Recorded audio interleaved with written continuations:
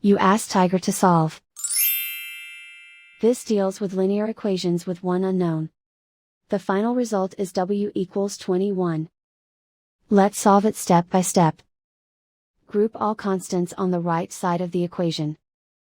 Add 125 to both sides. Simplify the arithmetic.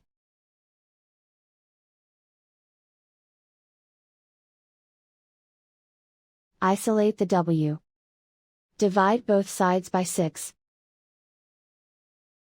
Simplify the fraction. Find the greatest common factor of the numerator and denominator.